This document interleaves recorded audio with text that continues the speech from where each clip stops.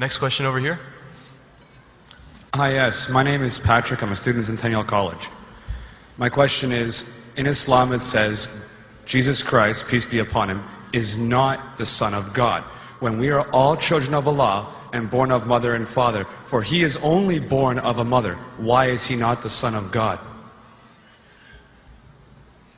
Brother Patrick asked a very good question, a very important question. He said that why in Islam is Jesus Christ, peace be upon him, not considered as Son of God? When we all are children of God, he being born of a virgin woman, all the more reason should be. See brother, if you tell we are children of God, in that way I've got no problem at all.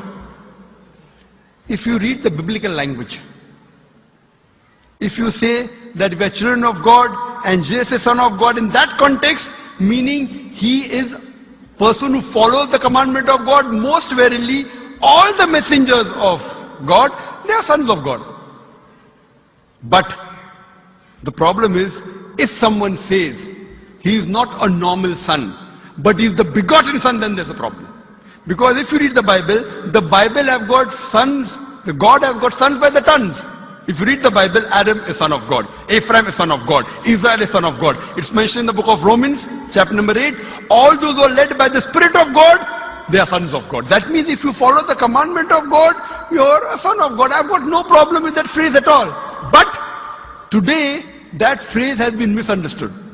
For example, if a young son asks me a question, I said, Beta, son, it's a very good question. He won't mind because I'm elderly, But if I say that begotten son, that means I'm insinuating him. Maybe he'll punch me. Fine? So what do you realize? That using the phrase son of God, in the context that we are children of God, we have no problem. So in that context, all the human beings who follow the commandments of God can be called children of God. No problem. But what the Christian says, that no, Jesus Christ, peace, but it's not a normal son. And he quotes Gospel of John, chapter number 3, verse number 16. For God so loved the world that he gave his only begotten son. Whosoever believeth in him shall not die but have everlasting life. Correct, brother? So do you believe Jesus is the begotten son of God? I do.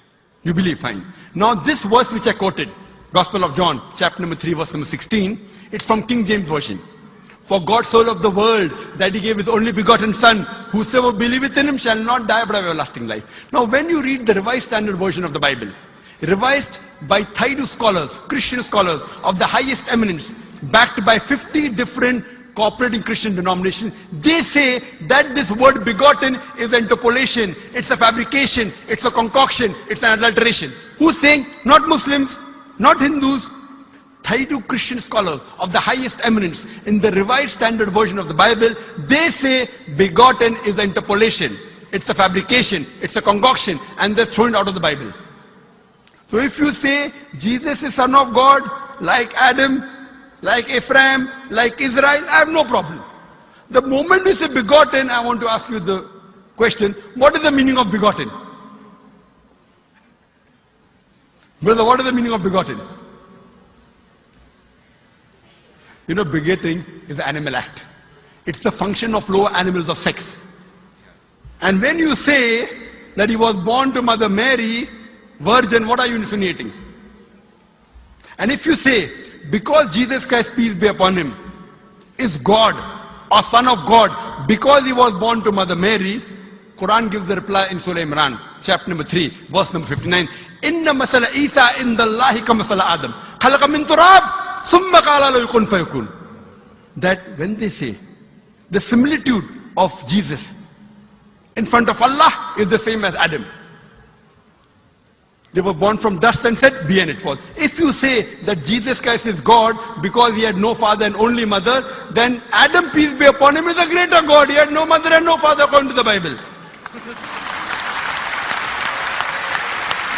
MashaAllah, you're clapping. I like it. So if you say Jesus is God because he had no father, only mother, Adam is a greater God, peace be upon him. He had no mother, he had no father. I never referred to him as a God, but Son of God. That's right. Fine. So Adam is a bigger son of God. Right or wrong? By your definition, Adam would be a god, for he has no mother nor no father. Not my definition, not my definition. By the definition of the Christian missionary. By my definition, he is a messenger of God. Because God cannot beget. I told you in my talk. Lam yalid wa lam yulad. He begets not, nor is he begotten. The moment God begets, he is not God. Son of God meaning pious person, I agree.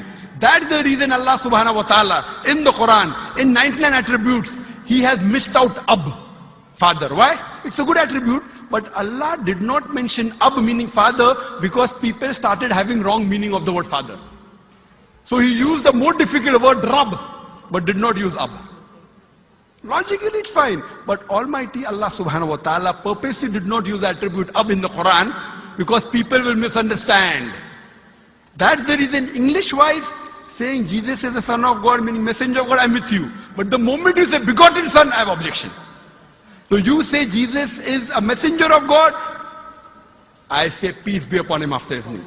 So I respect Jesus Christ, peace be upon him, more than you, Brother Patrick. Because when I take his name, I have to say peace be upon him. If I do not say that, I'm wrong.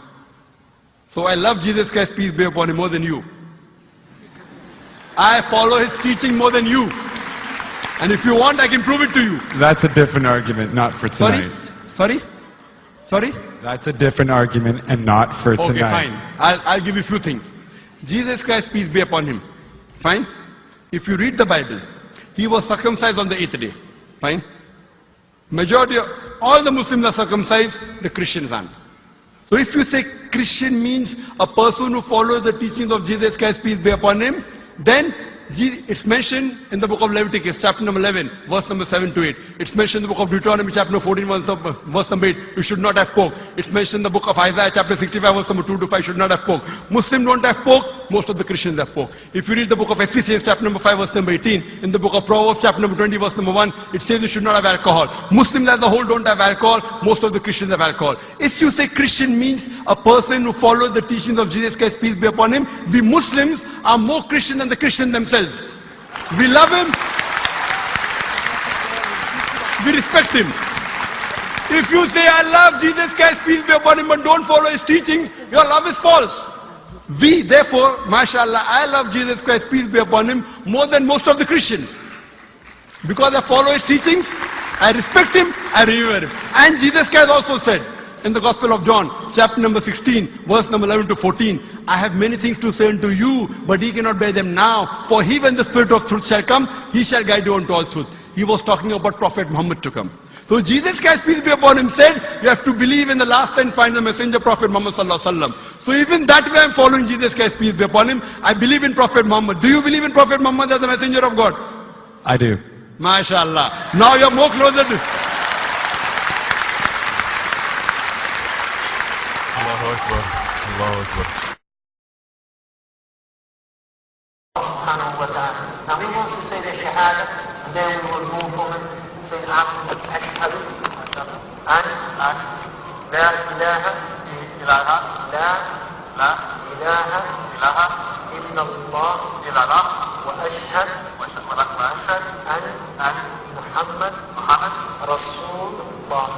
Rasul Allah. I'm more excited than him.